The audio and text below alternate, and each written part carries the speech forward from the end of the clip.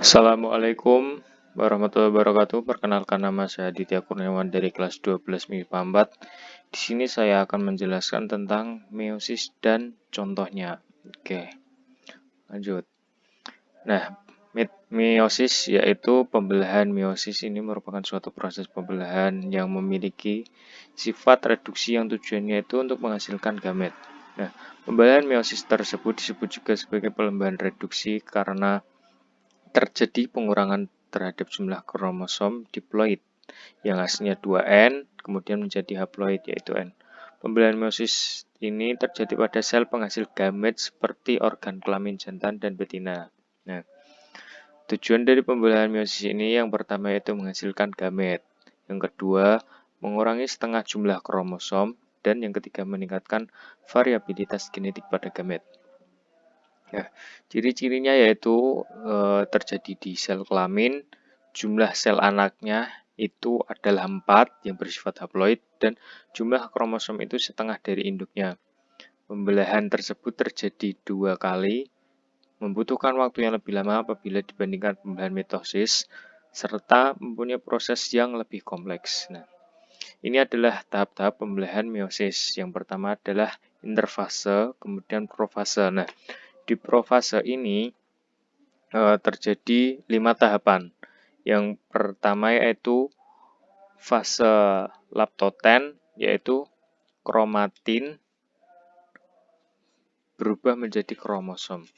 Kemudian fase zigoten, yang dimana kromosom tersebut kemudian saling berpasangan dengan homolognya. Kemudian fase pakiten ada duplikasi kromosom, kemudian fase diploten ini terjadi pindah silang pada kiasma. Ini. Kemudian diakinesis, ya ini membran inti mulai menghilang. Ini, menghilang membran intinya. Kemudian yang kedua, tahap kedua yaitu metafase 1. Nah, di metafase ini kromosom homolog mulai tersusun rapi di bagian ekuator. Nah, selain itu, serat spindel menempel pada 2 sentromer di masing-masing kromosom homolog. Nah, kemudian pada anafase 1.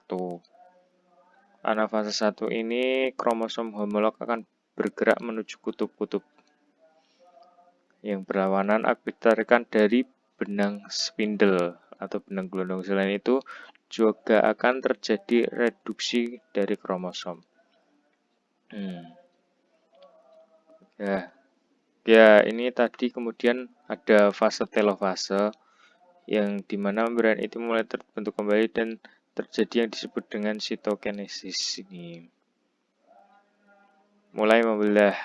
Nah, kemudian memasuki tahap meiosis 2 di mana tahap ini hampir sama seperti yang awal tadi, meiosis 1 profase 2 ini sentrosom membelah menjadi 2 sentriol yang akan bergerak ke kutub sel yang berlawanan. Kemudian kromosom akan mulai memendek dan menebal serta membran inti sel mulai menghilang. Nah, akan tetapi pada tahap ini pula mulai terbentuk benang-benang spindel nih. Mulai terlihat ya benang-benang spindel. Kemudian fase metafase 2 di mana kromosom mulai tersusun rapi pada bidang ekuator seperti tadi.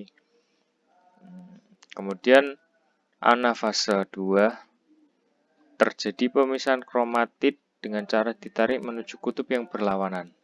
Ini kromatid yang aslinya ada sejajar di bidang ekuator kemudian ditarik menuju kutub yang berlawanan. Kemudian kromatid yang sudah dipisah ini resmi disebut sebagai kromosom. Kemudian tahap yang terakhir yaitu telofase, di mana benang-benang spindel sudah mulai menghilang. Sudah bisa dilihat ini benang spindelnya sudah tidak ada. Membran inti mulai terlihat. Pada fase ini juga terjadi proses yang namanya sitokinesis atau pembelahan sitoplasma. Ini dapat dilihat sitoplasma membelah menjadi 2. Membelah ini kemudian nanti akan menghasilkan 4 sel anak yang bersifat haploid. Nah, itu saja yang bisa saya sampaikan. Sekian, mohon maaf apabila ada kesalahan kata. Wabillahi taufiq wal hidayah. Wassalamualaikum warahmatullahi wabarakatuh.